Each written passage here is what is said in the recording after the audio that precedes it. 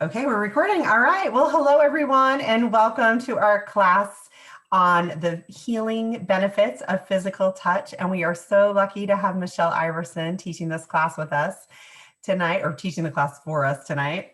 And Michelle is one of my favorite people. She is one of the most compassionate and loving people I think I have ever met, like on the planet, ever, more than my mother. I can say that because she's not going to watch this video on YouTube. Yeah, thank you. I love the way that Michelle connects with people. Like I've been to classes with her before where I'm just like, she just like does this like laser in, like connects with people on such a energetically like individual basis. I just love it. So I'm very grateful, Michelle, that you're here teaching with us tonight. So thank you. Thank you, Melissa. Thank you for inviting me to be here and share something that I love to talk about. Well, a couple of things I love to talk about: essential oils and physical touch. And, it's kind of funny because several years ago, I'm a very intuitive person. Like I'll get these little, downloads often. And one day I got this little feeling of, you need to touch people. And I thought, well, that's weird because how do you go about doing that, And so I kind of explored the idea or the thought of, well, maybe I'm supposed to become a massage therapist or, do some sort of healing techniques with touch, Mm. And I have learned some of those things that we'll talk about tonight, but so far the impression is that I just need to connect with the people in my circle, especially the people in my own home. And so that's kind of what I want to focus on today in our class, is how we can use the healing benefits of physical touch with those within the walls of our own home, or if we don't have anyone else in our home, people within our circle of friendship. So I love that. And that makes it seem less weird and creepy, right? yeah, for sure. We don't just want to go touch everyone, right? Well, there's nothing really wrong with it. It's the negative connotation that comes with it, which is sad, really. Yeah, I know. That's true. So this first slide I loved. I saw this quote when I was preparing that said, it was by Michelangelo. It said, "To touch can be to give life." And I think this is so true, and so beautiful on many, many levels. Touch is our primary language of compassion, which I think is really interesting because oftentimes when we're thinking, I want to offer compassion to somebody, we do it through verbally or even with our body language, maybe. But there's something really special about touch, a loving touch, compassionate touch that offers a gift to the receiver as well as the giver. The other thing is that touch is also one of our primary sources of joy and pleasure and connection. And so I just want to read this quote that I found. There's this excellent article that I recommend looking up I'm online. so sorry. The dog is barking, and I think I'm worried if I mute, because I just muted twice when I hear the dog, and I'm worried if I'm muting that I'm losing the audio for the recording. So Oh, well, I want to no make sure worries. I leave it on. So that's why I'm not muting, because I think that I did that last time and it caused a problem. So anyway, so sorry. We'll just That's okay. We can real life. handle. Real life. That's real life. That's right. That's what we're doing. And just tell me if I'm not switching to the right slide, like, or when you're Okay. After this quote, we can move to the next slide, but I want to read this quote. It's from an article called Hands-on Research, The Science of Touch. And it says, there are studies showing that touch signals safety and trust. It soothes. Basic warm touch calms the cardiovascular system. It activates the body's vagus nerve, which the vagus nerve is in control of the parasympathetic nervous system, which is in control of pretty much all the functions your body does without you consciously having to think about it. like your heartbeat, your digestion, all of those. The vagus nerve is intimately involved with our compassionate response, and a simple touch can trigger release of oxytocin, which is known as the love hormone. So the next slide, there have been several studies done on the effects of touch on newborns. And this is an adorable photo of my nephew. He's He so was born big. about 5 months ago. And I took this while I was holding him in my arms, if you can believe it. Really? And yeah, he was just here in like the crook of my arm, and I Aw. grabbed my phone. I'm like, oh my gosh, what a cute little guy. And so in this moment, I was giving him love and affection. But there have been studies that have been done, one specifically in the 1940s, where they had 40 infants, and 20 of them were put in a situation, which is so heartbreaking, where the caregiver, all they would do is change their diaper, feed them, not even give them direct eye contact, no talking, and no touch other than the diaper change and the feeding. And over a period of time, the health of those infants decreased to the point where several of them did not survive.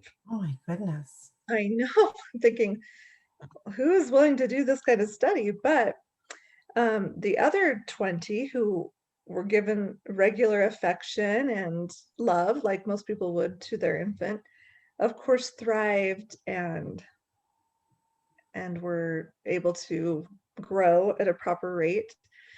On the other hand, kind of a different study that was done was on preterm babies that were born prematurely. So they're probably in the NICU when this was done. And the nursing staff in there, the nurses would come in on some of the babies, they would give them 15 minutes of touch therapy 3 times a day. The other group just got regular treatment as any infant would in the NICU, which still involves touch and Yeah. affection. Yeah. But those babies that were receiving the specific 15-minute sessions of touch therapy, they gained 47% more weight during their time in the Oh, NICU. wow.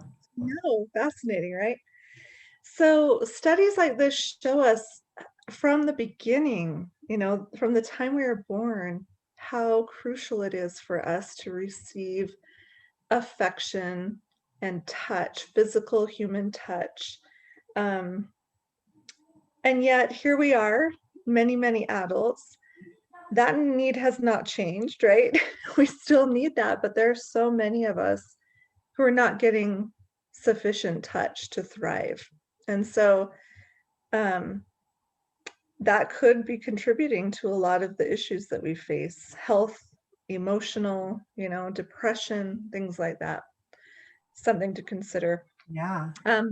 In fact, just a little side note on that is a while ago, I saw an article about professional cuddlers. Have you heard of this? No? Because especially here in the United States or in Western cultures, people are so hungry for touch that you can hire a professional cuddler. It's totally like non-sexual, and you just go to their facility and they will hold you in whatever like cuddly position that you love, and you just get to receive those benefits. I think there's something that stems back to that infancy where we just want to be held. That And is so wild and like really sad. I know, it's heartbreaking. It's so sad that we need to pay someone to cuddle us. I Yeah. mean, not everyone, thankfully, has to do that, but there are many who do. Yeah. Wow. So it's interesting.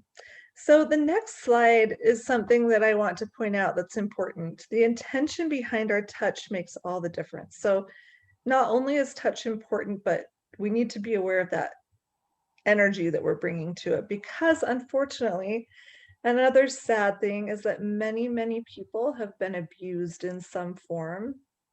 And so touch can be a very triggering thing for some people. And so we want to just be aware of that. I don't know. I think most people are aware of the love languages, the 5 love languages. Physical touch is one of them. So there are a certain percentage of the population that just crave touch, right? And they need that to fill that bucket and to feel loved. There are others who are kind of like, I'm not a hugger, like that's not my thing. So of course we want to be sensitive to that. But even the non-huggers, they need physical touch to thrive. And it could just be like a high five, a handshake, a little pat on the back. Those non-huggers are loving life right now.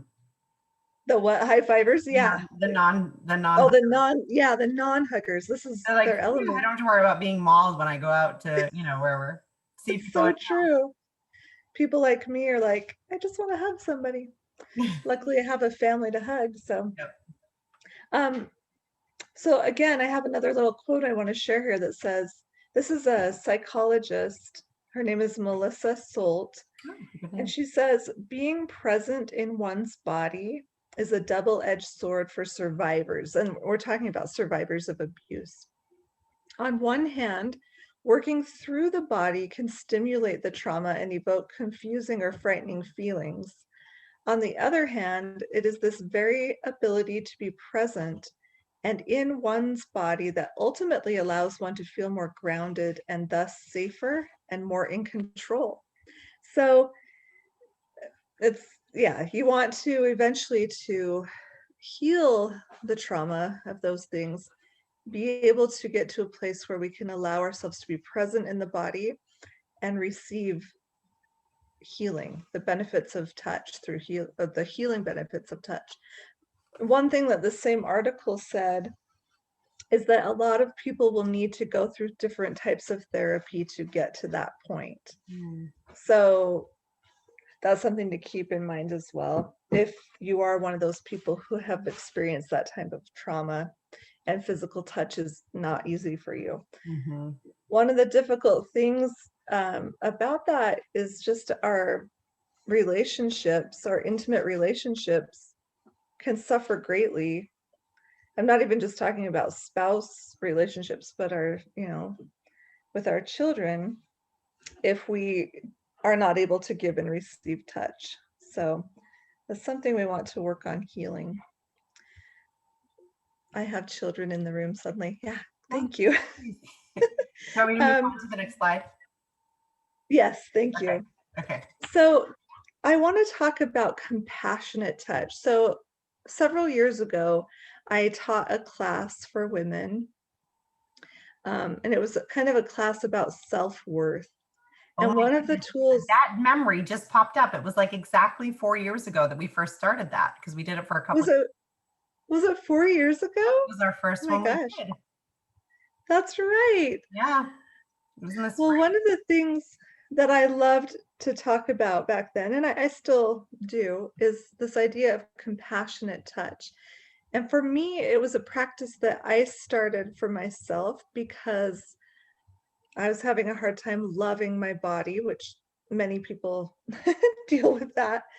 And so at the time, I would take an essential oil that I love, whatever it is at the time, and I would rub it on my hands. And then I would hold a part of my body in my hands and just offer energetically compassion toward it, like my thighs or my stomach or just a part of my body that I'm kind of struggling to love. And energetically, that would just allow me to have a sense of compassion for that part of my body and a sense of gratitude for it. That's beautiful. Oh, thank you. That's similar to like oil dressing. I don't know if you've heard of that. Yes. Yeah, I heard about oil dressing a few years after I started doing this, and I love that idea. Yeah. Where oil dressing is kind of like, I can't remember the lady who teaches that, but she talks about you're anointing yourself. It's kind of like this beautiful, sacred ritual of self-love. Yeah. And the oils themselves carry such a beautiful energy of healing and support. So you add that to your own physical touch, and or it doesn't even have to be to yourself, but to somebody else. And it's such a beautiful thing. Mhm. So this list of things I have here: hands, feet, back, neck, ears, and heart. These are just a few of the common places that people apply essential oils on another person. So again, you can do a little hand massage on someone. There is an actual doTERRA Aromatouch hand technique that you can learn. Melissa and I have taught that many times as well, and where you apply different whatever oils you want onto the hands in a certain way. But if you don't know something like that, just grab an oil and just massage it into someone's hand or their foot.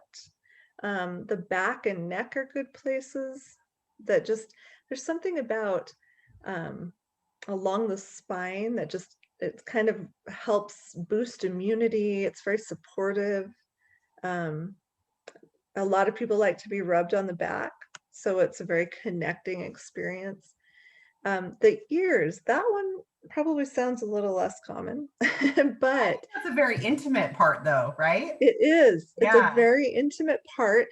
And the beautiful thing as far as healing goes is that the area around the ear, so like you have your ear and you can rub the ear, but the area behind the ears and all around it helps to stimulate lymphatic drainage and flow. Oh. And we get a lot of stagnation there if we're not moving our bodies enough. So just a gentle rubbing along there can help get the lymphatic system moving, So is it the which, bone that's behind the ears, or is it back further yeah, than that? it's a little, so like this, I don't know if you can see, but just directly behind the ear, and then this area right down the neck, if you just kind Okay. of follow that down. Yep.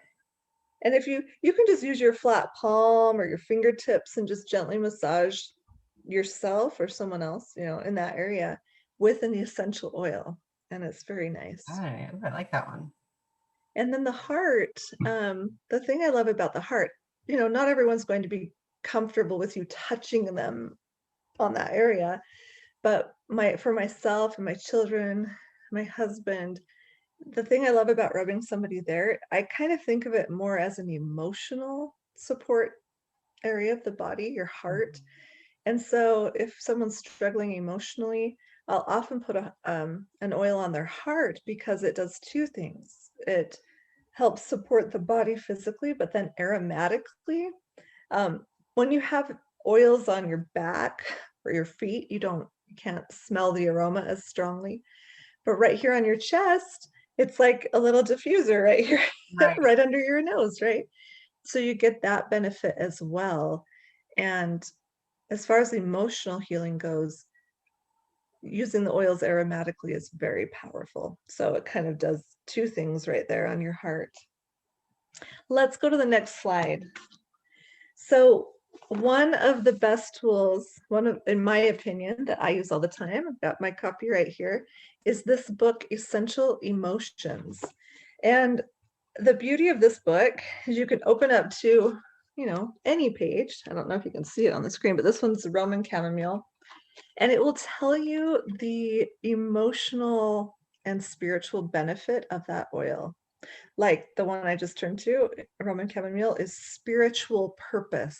Mm. So if you have a loved one who is just kind of floundering spiritually, this would be a good one to rub on the heart, or any of the other places I listed, right? Wherever it feels right.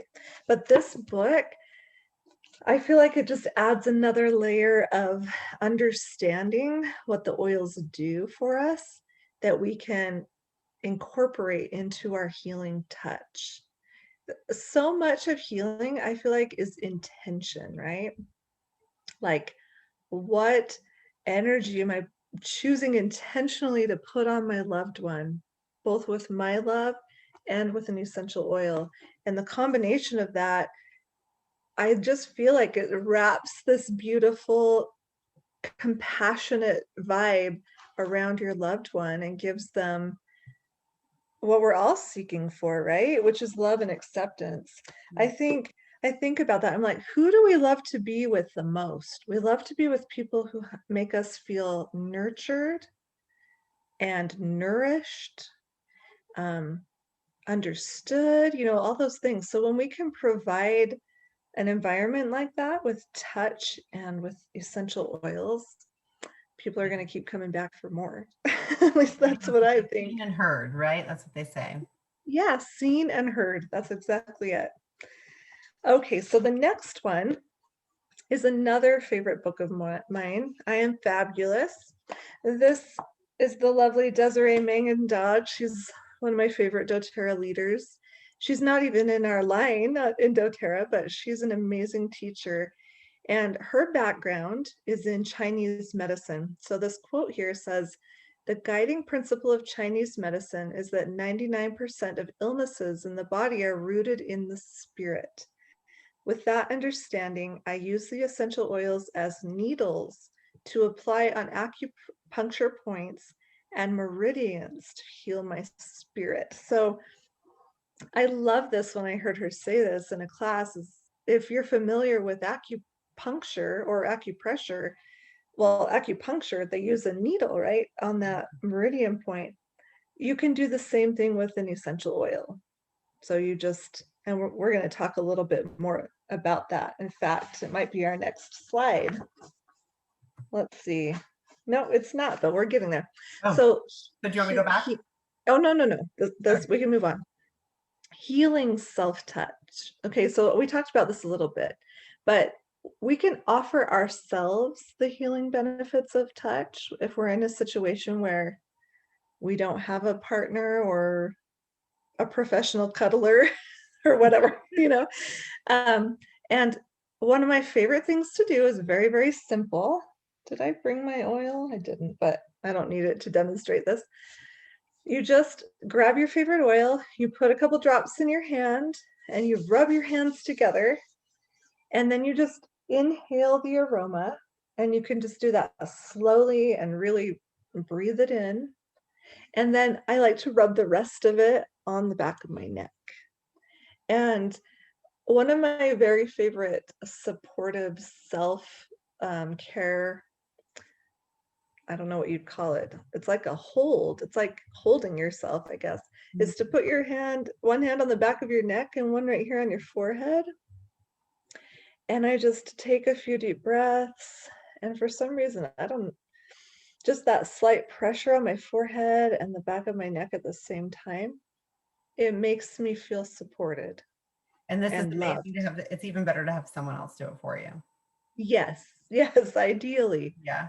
But if you When have your child, yeah, if you're having a child who's really emotionally upset or overwhelmed or whatever, just if they'll let you, just hold them like that while they take some deep breaths. And it's just, like Melissa said, it's very comforting to have someone else do that. But if they can't, then that's something you can do for yourself. Do it for yourself. Yeah. Yeah, for sure. What else did I have under this one? Yeah, our own physical touch can be healing to our body, So yes, thank you. I love this. So a homemade lotion. Okay, what a better way or what a better excuse to touch people we love than to rub lotion on them. And thankfully, once in a while, my husband Tyler, in the evening, he'll leave for a minute and he'll come back with lotion. And then I'm like, oh my gosh, he's gonna rub my feet, which I just love that. And I love that he's willing to do that. And so, but making our own lotion, that's even better. So Melissa, thank you, found this recipe for me where you need a 1/2 cup of olive oil. Have you made this one, Melissa? I haven't, but this is the one that Stacy Glad makes that like people buy from her like hotcakes. Yes. Okay. I have tried this. I don't even remember. I've made so many. I make a lot of things and then I give You them away do. as presents. So I can't even remember. But yeah, but this is a really good recipe. This one is because I know Stacy, I believe she was making it did she have eczema or some kind of, it's very, very healing and nourishing to the skin that way. So I need to make this for my daughter because she suffers with that. Yeah. Um, but you can make your own. It's very clean. It's very, has all these essential oils in it. And then the peppermint, eucalyptus, and breathe also open up the airways and allow for deeper breathing. Yeah. So And that that's one's a good if you want to make like your own type of like a vapor rub almost or something, right? Or it yeah, also would be really good on your feet, I think, as well, especially during allergy yes. season. Oh, that's a good idea. I was just Yeah, talking about my allergies good. before this. But yeah, and if So people don't yeah. want to make their own, they could do the unscented doTERRA lotion and just put a drop of oil in. That's what we Mhm. do a lot. And I'll do that with my kids, like if they're having growing pains or whatever it is. And that is because, let's be honest, it's kind of hard sometimes to find appropriate ways that your 16-year-old boy wants you to touch him, but he's all Definitely. about some lotion on his calves or something like that, you know? Yeah. Oh, that's a good point. Because my kids are still young enough that they're okay with that, with Yeah. me Well, and boys, rubbing it's something. difficult, right? Or different, right? Yeah, Anyway, for sure. But yeah, when you're helping, and there are a lot of growing pains, or as they get involved in sports, they mhm. get the sore Yeah. muscles. So what a great way to just offer to do that. And also, it's common that we have sore muscles in areas that are hard to reach ourselves. So it gives us an opportunity to serve one another and touch one another. So, okay, along with this slide, I was reading, I read several articles and I have over several years about physical touch, but one of them was um, a man by the name of Sidney Gerard, I believe. He wanted to do this experiment where he traveled around the world and he observed friends in cafes and he took note of how often they touch each other. Well, in England, I guess is where he started, there were 0 touches between this couple of friends he was observing. And then in the United States, there were two touches through the conversation. But when he went to France, in one dinner or one lunch between friends, 120 touches. That is And amazing. And I believe it. I know, right? And I think he said it was in Puerto Rico. He counted 180. Wow. And so there are definitely parts of the world where touch is a much more common and comfortable thing between friends and family. Um, but here in our Western culture, we are much more standoffish, I guess you could say. Um, but we also, he pointed out that we have a culture that's much more um, like, I'm going to sue you if you touch me, like I don't know what the word is for that, but we're just much more aware of that, and it's funny because I served a mission for my church here in my own country, but down along the border of Mexico. And my first Sunday down there, all these cute Mexican ladies came and kissed my face I love and that. which I love. I mean, I thought, man, I wish that we were so much more warm like that in our So funny culture. because when you said that, I was thinking immediately too. I lived in France for a short time. And when I did, I had to show up to church like almost like 25 minutes early so that, and everybody else did too, so that we would all have time to kiss each other before church started. Yes, yes, that's what it was like down there by Yeah, Mexico. it was crazy. And everyone did it. Like in the United States, everybody just kind of shows up when they show up and they'll talk after whatever, but no one shows up early to kiss everyone. No, there's not a lot of kissing at church here. I know. I have a cousin he also lived in Madagascar, which is French. Well, I mean, they speak French there. And when he came home, ever since then, he always kisses me on the cheek when he sees me. So It's sweet. like It's he like I adopted respect that him. custom. Yeah, I love it. All right, I more love it too. all around. Yeah. So maybe we can, start kissing. Who knows? Not everyone will probably like that, but um, so, okay, this, unfortunately, this slide is very common now, right? This is a lady with her mask on, looking out the window. She's probably at home or somewhere where she's feeling isolated and lonely. And, I started the class by talking about this impression that I had, um, years ago about that we need to touch each other, or I need to touch people. And that's why I've kind of done research on that. Like, well, what are the benefits of that? And, there are some people who believe that physical touch actually helps boost our immune systems.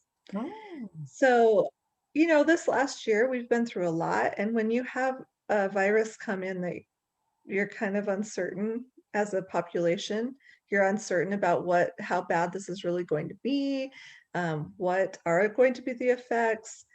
It makes sense, when we're in a place of fear and uncertainty, we kind of tend to pull away and isolate. But I feel like it's unfortunate that we've distanced ourselves for so long, and um, especially people who are alone, like the elderly. yeah. I I mean, I'm not a scientist, so I'm just speaking from my own heart, but I feel like if we could hug and hold their hands and look into their eyes face to face, that it would probably go a little farther in keeping them healthy and alive than keeping them hidden in a room somewhere. That's just my belief. But you do have to be careful right now, and there are reasons that we want to be careful. And so that's why I'm bringing it back to the people in our own homes, right? Um, if we want to help keep our kids' immune systems high, our own immune system high and functioning properly, then touch is an important thing.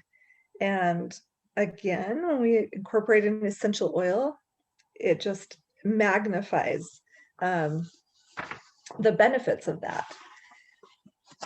Um, so I talked a little bit about reflexology points, or the acupressure and acupuncture.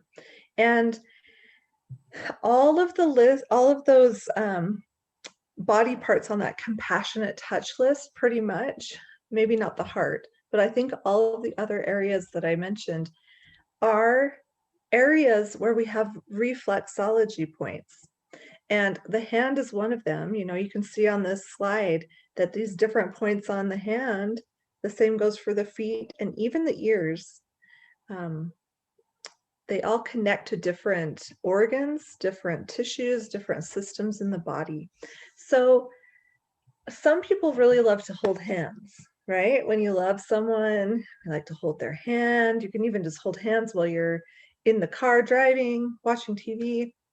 But it occurred to me when I was planning this class that something as simple as holding hands with someone you love, even your child, is actually stimulating those reflexology points. Oh, Okay, because there's a heat exchange there, there's an energetic exchange, and obviously it's a little more effective if there's an intentional, like, okay, I'm looking for the heart point and I'm going to put pressure there. But I thought, how beautiful that even just being in proximity to your loved one and holding their hand is inviting their body and all the systems and organs mm. to function more completely, right? To get into a place where they can heal your body like they're intended to do. So just one more reason to reach out and hold Now your that's loved one. beautiful. It really does add meaning to that, huh?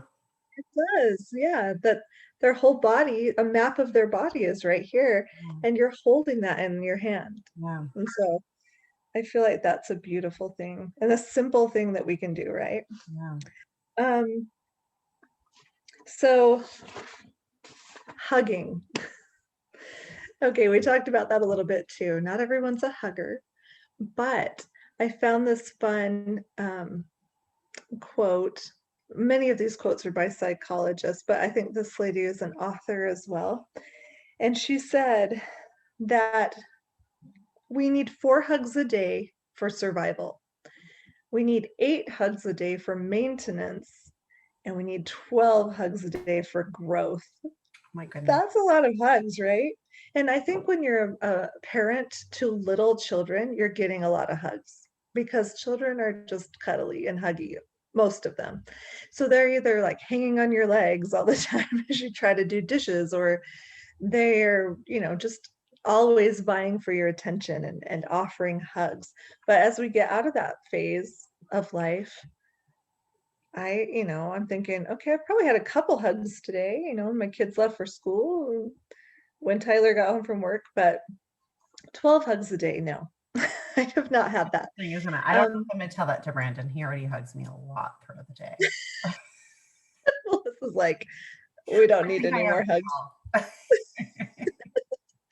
Well, don't you want to thrive, Melissa? I do. But and I'm like not a super, super hugger. I'd say I'm a medium hugger. There's some people Uh-huh. I like absolutely love and I want to hug when I see them. Like, Right. Yeah. definitely be one of those. Not hugging There's everyone some in people I'm like, sight. we're good. Yeah. Yeah, that's true. Even though I am a big hugger, I'm not trying to force that on everyone. Yeah. But I thought this next thing was super interesting too. So the average hug lasts about 3 seconds. You know, if it gets any longer than that, I think most people start to feel squirmy. But it needs to But be longer, right? yeah, but if you can make your hug last for 8 seconds and ideally up to 20 seconds. So this is going to be with people really well, like your I thought it spouse, was right? 10. Okay. Well, there are different numbers out there. That's why I kind of said 8, and then the highest one that I found was up to 20 seconds. There are well, oxytocin for one thing is released in the body, and that's the love hormone that bonds you to somebody, right? But get this, there are a lot of benefits to a good long hug. Okay, so studies show that longer hugs reduce stress. They protect against illness because they release those chemicals that kind of boost the immune system. They reduce fear. They boost heart health. They combat addiction, which is interesting. They help communication.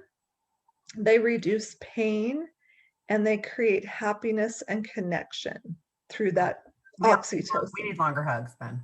Yeah. And I mean, not every hug, it might be awkward to do that every time, but if you have one good hug a day or something, Yeah. that's a step in the right direction. Now, when it comes to essential oils, I thought how wonderful that if you use essential oils often, um, it's funny because when you're a user of oils, I don't smell them on myself, You're a right? walking diffuser though. You're a walking diffuser. So it's just like with perfume, when you hug someone, you get that close, you can smell their perfume.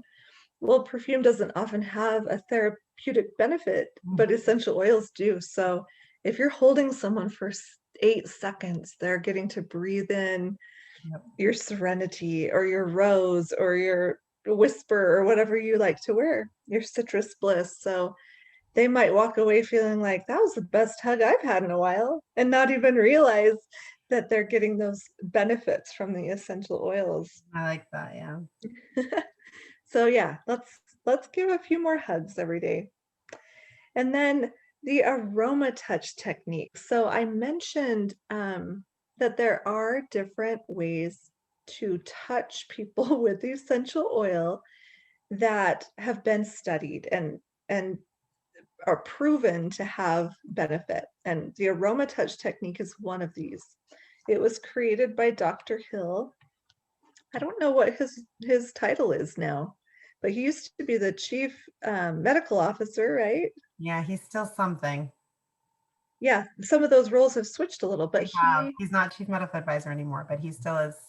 He still has he still is one of the founders, the original yeah, founder. he's still one of the executives in or founders in doTERRA.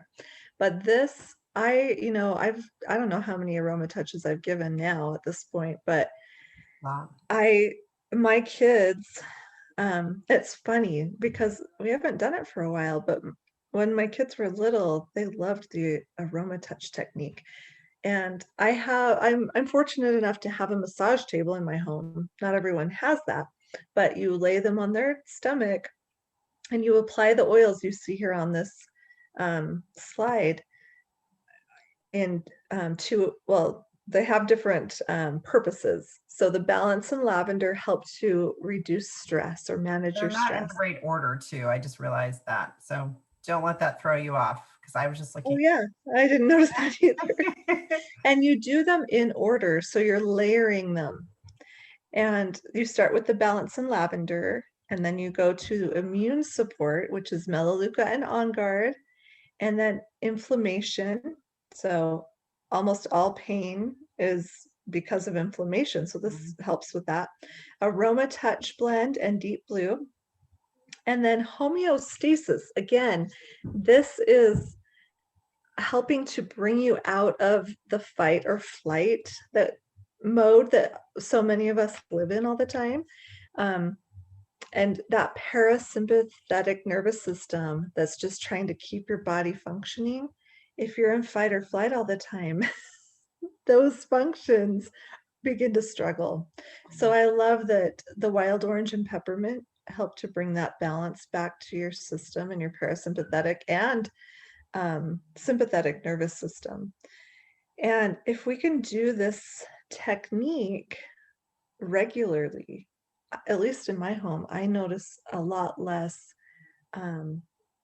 like contentious energy that we get. You know, sometimes when people are stressed, I notice people are sleeping better. Less sickness, common colds and flus and things like that. So it's an incredible tool. And you are on YouTube, there are people doing the Aromatouch techniques, so you can get on there and follow along. So true. Yeah. And then also you can't, I don't know if they're offering it now during COVID, but they're like Brandon, Melissa's husband, for a while was doing trainings where you could actually certify in the Aromatouch technique. So that's available as well. But that is an incredible way to touch our loved ones. And when you learn a technique like this, sometimes even your neighbors and friends or other people who hear that you offer that will come and you can um, help them with their health needs as well, which is very satisfying. So I love that one. I love the Aromatouch. All right, so I love this. Okay, so obviously, to wrap this up, touch is absolutely important. Like those studies with the infants, we know that in order to thrive and to feel an emotional and physical wellness, we need a certain amount of touch, but sometimes that's not possible, especially during quarantine situations or if we are single and the only one living at home or whatever. And so I love this. These are diffuser blends that you can put in your diffuser to help you have a sense of connectedness, even though you might not be able to be with people in person at the moment. And so I love the names of these: stir crazy, silver linings, connected, strength, comfort, and clarity. So if you're not familiar with diffusers, again, do I have one on this nightstand? No, it's over there. I can't reach it right now. I have one, But I don't think you can see it. It's behind my plant pot, so that doesn't help. diffuser, it's just a nice, they come in all different shapes and sizes, but it's a little I have one right there. that you plug in. Yeah, there we go. And they usually, you add some water and then a few drops, like it says here, for connected, you would add 3 drops of cedarwood, 3 drops of serenity, and 1 of litsea. Is that how you say that? Now, if I Litsea? don't have, well, I don't know how you say it, but if I don't have, let's see, what should I use instead? What do you think? Well, isn't Litsea kind of like petitgrain? Isn't it similar to Oh, I that? don't know. That would maybe good. I It was seems like thinking I heard that they were Babushka or similar. tea tree. Oh yeah, that would work too. I think it smells similar to that, but I don't know beneficially. I'm like, would that be help? But I think petitgrain would be good. That'd be better.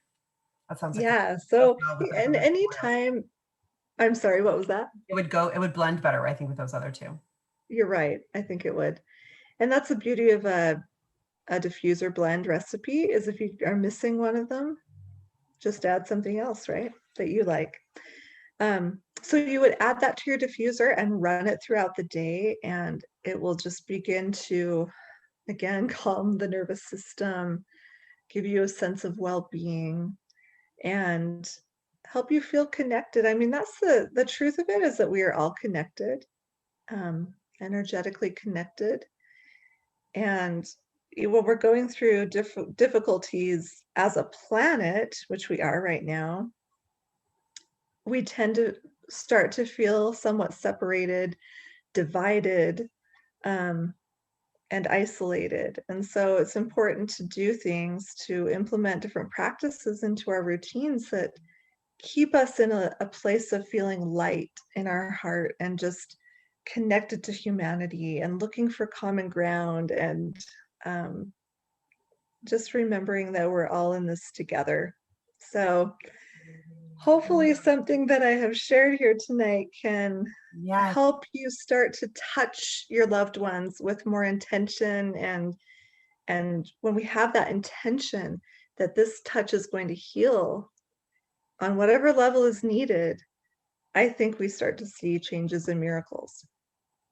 So that was beautiful, Michelle. And I have just got to say, I just had a moment, something that you said, how we're all connected. I was like, oh my goodness, I just had an epiphany. No wonder why you are so brilliant at teaching this topic, because one of your top 5 strengths is connectedness.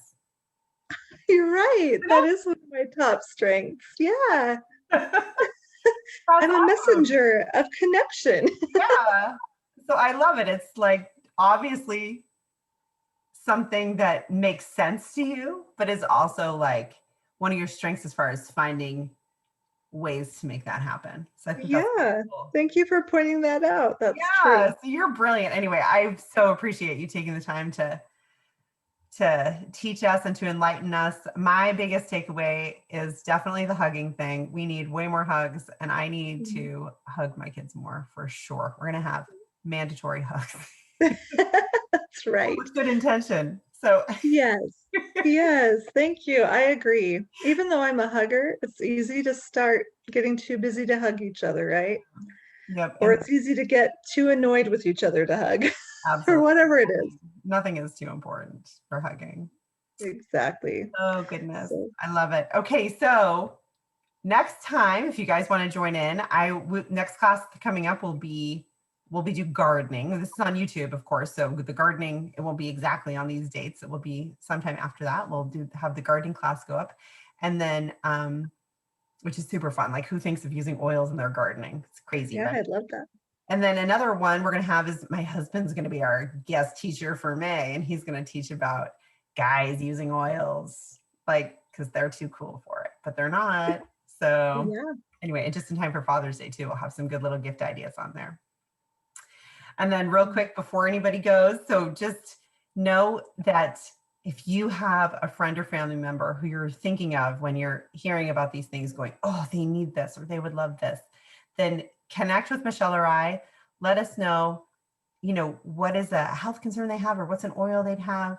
We'd love to share a sample with them. Of course, there is no pressure to make a purchase or anything like that. But if they do, then you get a free oil as a thank you.